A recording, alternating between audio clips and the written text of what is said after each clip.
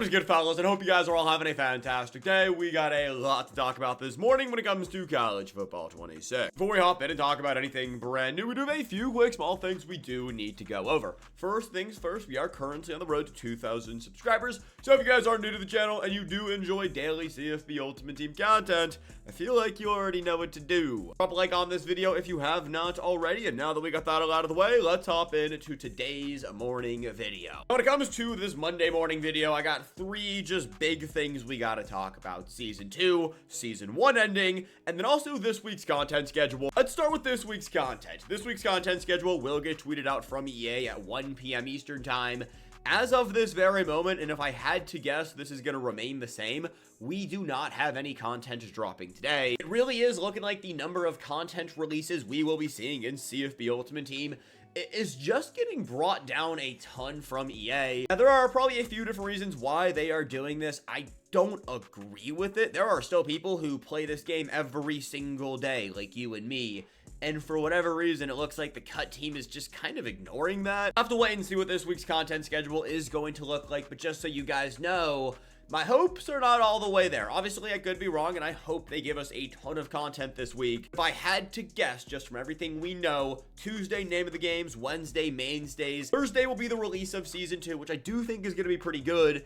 And then Friday, we'll have a brand new Friday content. And then Sunday, we're going to have Alumni Series 2. Name of the Games has been consistently giving us some heat. I'm not mad about that. Mainstays has been absolutely terrible. I don't like that promo. First week was actually pretty cool because we had Travis Hunter and Cordell Stewart. Last week was a major disappointment.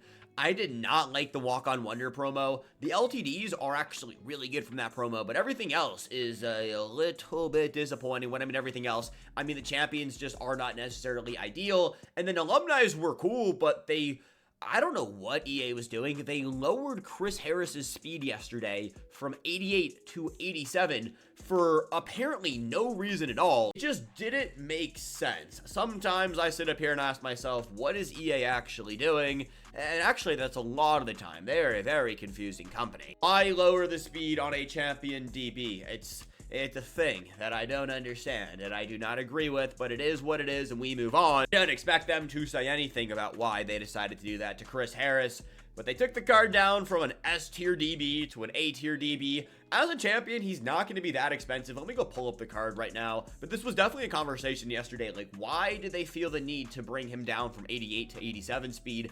It's not like we have that many DBs in the game as is right now that can compete. He's still a pretty good card. I just don't know why they felt the need to bring him down from 88 to 87 speed. They also did not say anything, which I think is hilarious.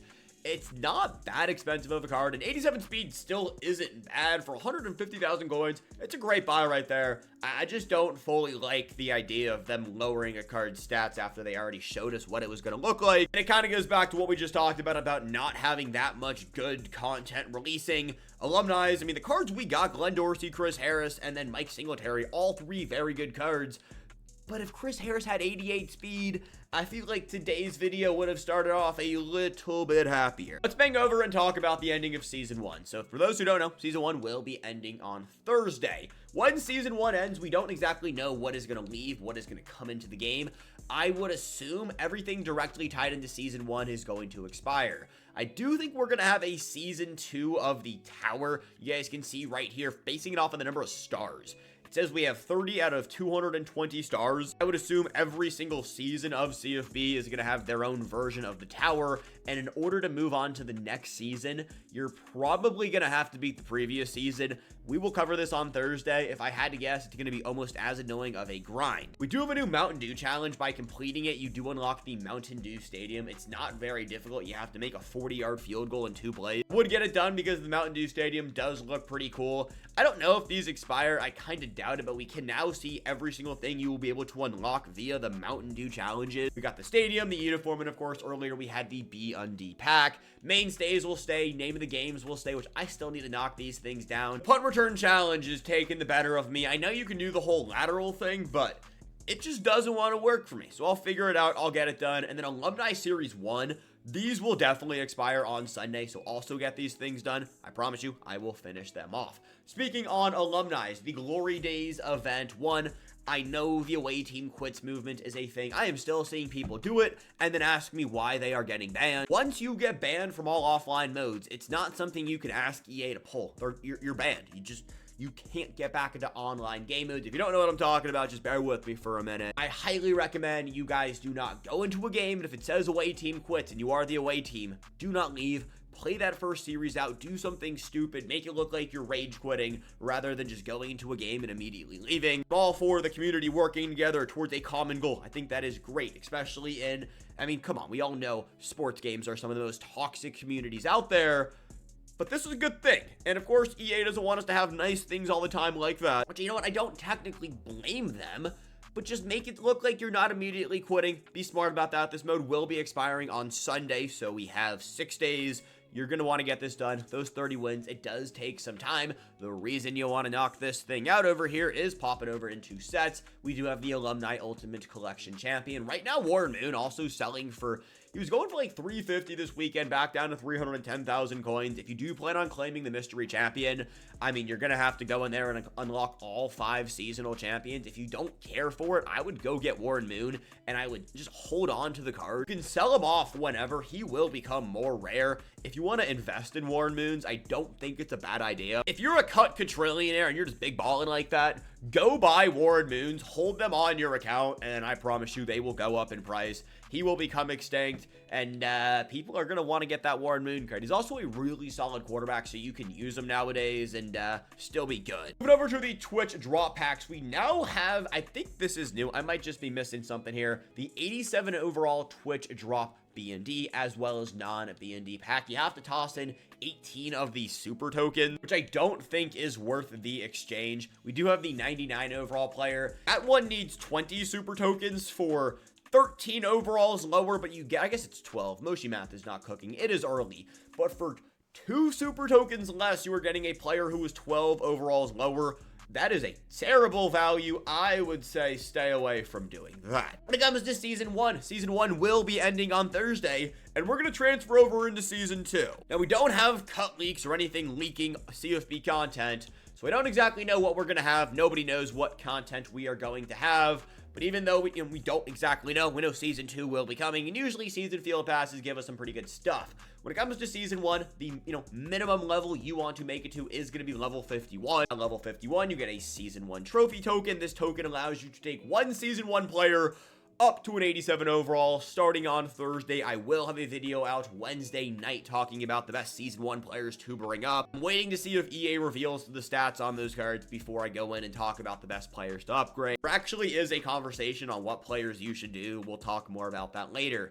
Do your dailies, do your weeklies, do your milestones. If you can, and like most people should be able to, I would finish off this entire season field pass. At level 55, you got a Season 1 rare B&D pack. We also got some seasonal trophies. There is some good stuff in here. I will be finishing off my field pass. I just got to lock in a little bit, score some rushing touchdowns. I got to, record interceptions. I will get all of this done. I highly recommend you guys do the same. Name of the game is not going to expire. Alumni will probably just refresh on Sunday on a Season 2 theme. Mainstays, unfortunately, this will be a 4-part promo, and then Walk on Wonders, thank God, will be leaving on Friday. When it comes to your Season 1 trophies, we have talked about this a good bit on the channel. What is the best way to spend them?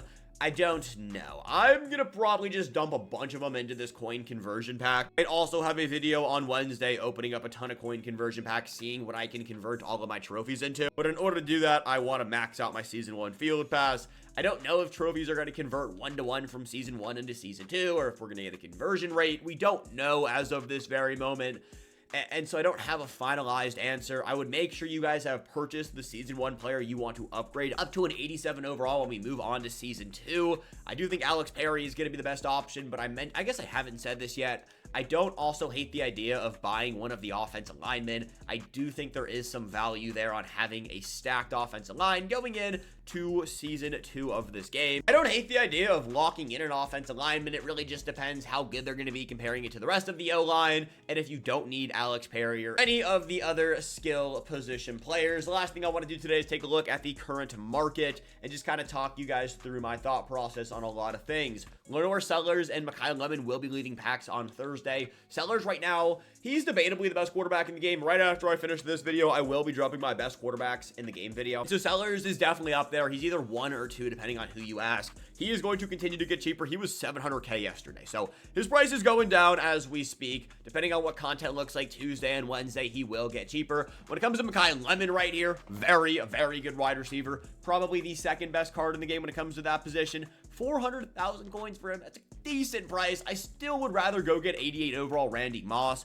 Ultimate LTD Randy is a little bit too expensive for my liking, but 88 overall normal LTD Randy, he actually was going up in price, and right now, I mean, he's finally hitting that 400,000 coin price tag. I would still go buy him over Mekhi Lemon. If they do become the same price, I would probably say go get Mekhi just because he does have that +1 speed. When it comes to the rest of the market right here, when we go into season 2, everything is going to get cheaper. So if you have any more expensive auctionable players on your account, I would sell them off. Talk more about a potential quote-unquote market crash coming the closer we get to season 2. Just so we all know, the market is going to crash. If you have any more expensive players on your lineup, even if you have like 86s, I would sell them off. I promise you guys, everything is going to get cheaper. Back to the very start of this game, how quickly did we have an overall increase? Right off rip, as soon as we have that overall increase in season 2, I'm telling you guys, things are gonna get cheaper. That's it, fellas. It was gonna be everything we got this morning. If you guys did enjoy this video, go in there and drop a like. If you are new, subscribe and have a great rest of your day.